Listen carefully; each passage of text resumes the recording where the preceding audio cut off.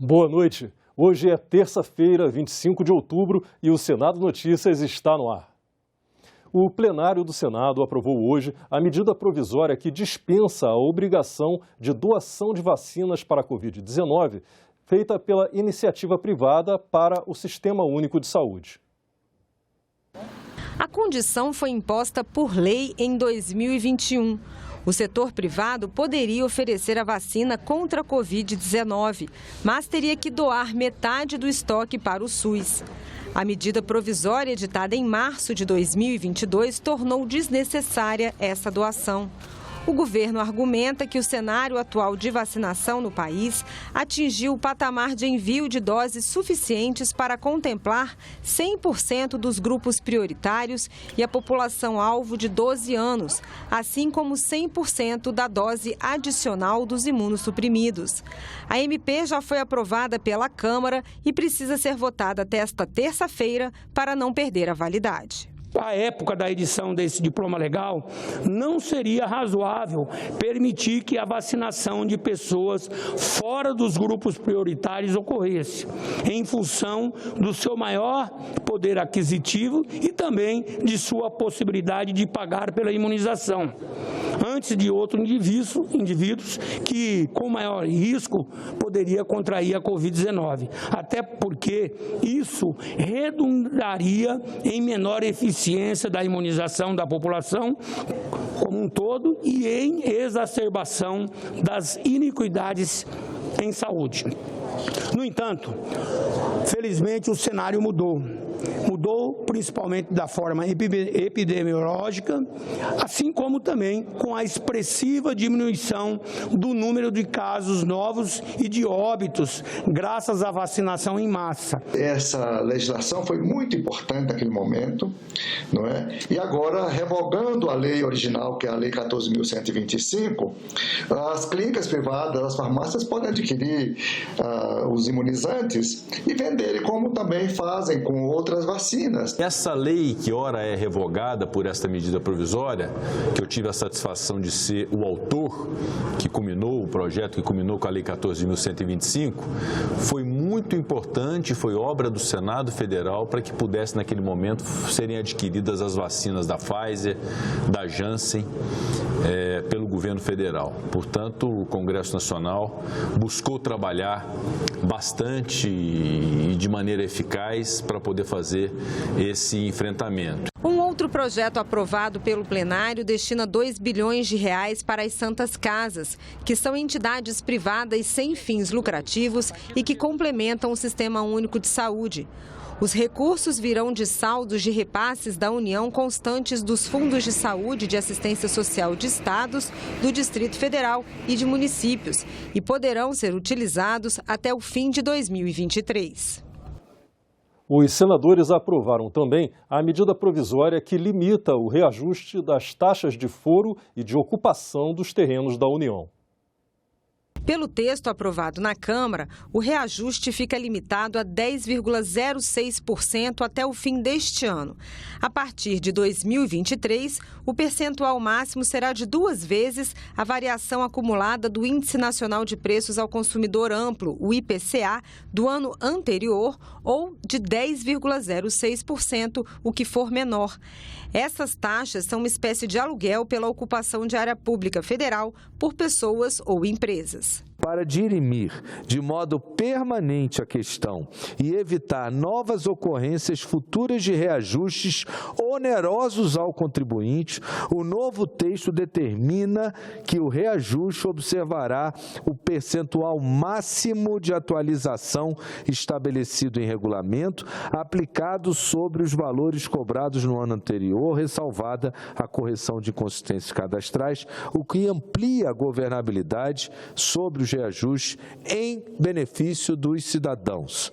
O PLV aumentou significativamente o alcance da proposição original, de modo que a tornar a gestão e a alienação dos bens imóveis da União menos burocrática e mais eficiente, com provável ganho ao erário. O projeto de lei do senador Rodrigo Pacheco, que reabre por 120 dias o prazo de adesão ao regime especial de regularização cambial e tributária, conhecido como Programa de Repatriação de Recursos, deverá ser analisado na primeira quinzena do mês que vem. O projeto é parte de um pacote que tem como objetivo viabilizar o pagamento do piso salarial dos enfermeiros. Este projeto foi um dos projetos que a presidência compreendeu juntamente com os líderes como capaz de gerar uma receita extraordinária, não prevista, para estados e para municípios, além da União, justamente para fazer frente àquilo que o Supremo Tribunal Federal reputa como necessário, que é a fonte de custeio para a fixação do piso nacional da enfermagem. Então, é um dos pilares desse movimento que nós estamos fazendo legislativo. Posso garantir à enfermagem que nós votaremos esse projeto, o senhor está nesse trabalho, juntamente com o relator, e já na próxima semana, na reunião de líderes, nós vamos fazer uma programação em que esse projeto estará já na primeira quinzena de novembro, acredito eu, sendo apreciado pelo Senado Federal, para que possa ser um dos pilares das fontes de custeio para a fixação definitiva do piso nacional da enfermagem. Uma medida provisória do governo que reduz recursos do Fundo Nacional de Desenvolvimento Científico e Tecnológico deve ser debatida pelos senadores amanhã na Comissão de Ciência e Tecnologia. A reunião está marcada para as 10 da manhã. Foram convidados representantes do governo e de instituições científicas.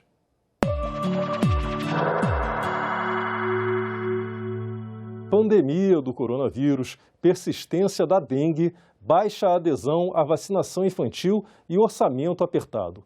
Esses são alguns exemplos de desafios na saúde para o presidente que vai ser eleito neste domingo e para o Congresso Nacional. Com quase 80% da população imunizada por completo, a pandemia do coronavírus ainda não acabou. Mesmo em tempo de estiagem, os casos de dengue se multiplicam na região centro-oeste. Menos de um quarto das crianças em idade de tomar a vacina contra a paralisia infantil compareceram aos postos. No Congresso e na Justiça, planos de saúde e consumidores disputam uma batalha sobre direitos e deveres no atendimento. Um número crescente de pessoas com deficiência, crianças autistas, idosos e sequelados demandam suporte da saúde pública. Ciência e tecnologia reclamam mais recursos para a pesquisa. Com tantas e diferentes prioridades, as escolhas, quaisquer que sejam, demandam recursos. O governo, que em última análise é o gestor da saúde pública, tem de lidar com o imprevisível e, ao mesmo tempo, ser capaz de um planejamento eficaz. E tudo isso dentro do orçamento. Estudos realizados pelo Conselho Federal de Medicina apontam que no primeiro semestre de 2019 foram realizadas 4.186.892 cirurgias eletivas. Já no mesmo período, em 2020, foram 3.099.006 procedimentos, uma redução de 25%. O calendário de intervenções ainda não foi atualizado. Cirurgias eletivas foram suspensas por um período, no pico da pandemia, logicamente, né? Então foram priorizadas aquelas cirurgias que a gente chama de urgentes, que são cirurgias que não podem aguardar, que trazem risco de vida para o paciente, além de cirurgias oncológicas, também foram priorizadas na ocasião, por conta que o câncer é algo que assola e pode levar o paciente a óbito se não for tratado de uma forma tão breve.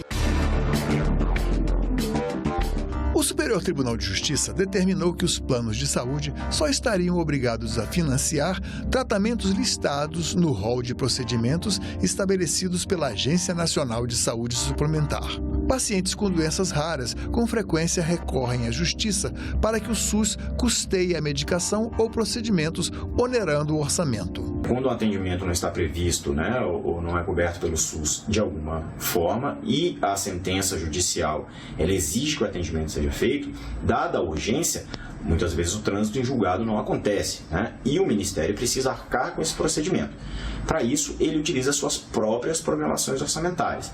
Então, o recurso que ele tinha previsto para o atendimento regular das programações cobertas pelo SUS, né, acaba servindo também para o atendimento dessas situações demandadas por sentença judicial. Um projeto de lei aprovado no Senado derruba a obrigatoriedade do rol taxativo, que passa a ser considerado uma referência, devolvendo aos clientes dos planos o direito ao atendimento desde que tenha eficácia cientificamente comprovada, seja aprovado pelo Comitê Técnico do Ministério e seja recomendado por um órgão de renome internacional.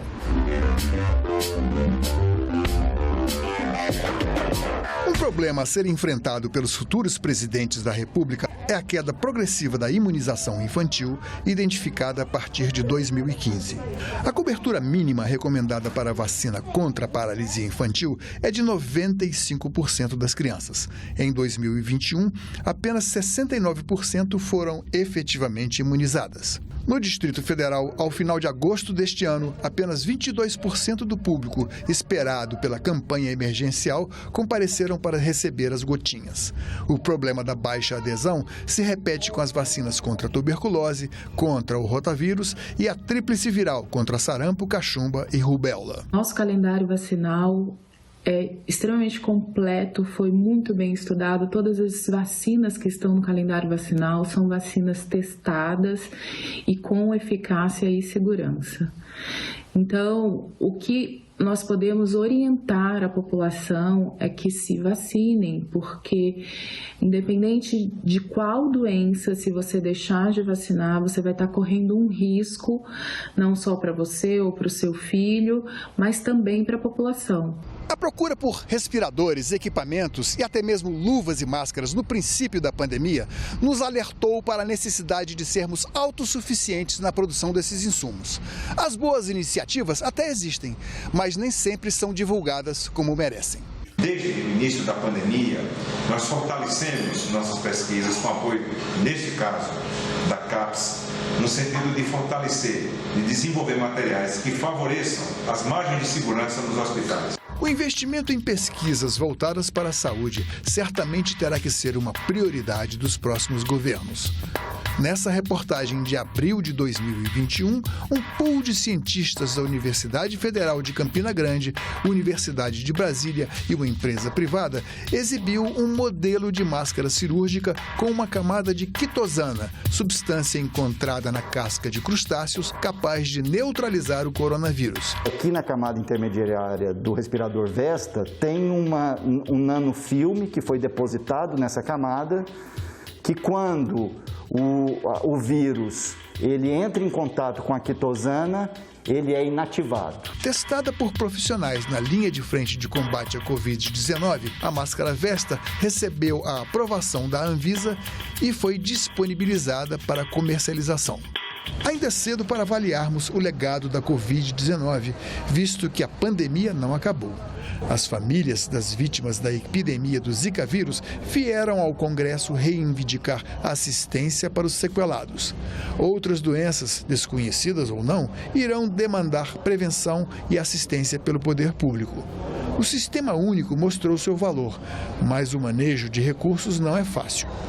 A adoção de novas técnicas e medicamentos depende de dinheiro e, em alguns casos, de difíceis decisões. Um exemplo disso é a liberação do canabidiol para tratamento de casos de convulsões resistentes aos fármacos convencionais. Por ser derivada da maconha, a substância muitas vezes só pode ser obtida via autorização judicial.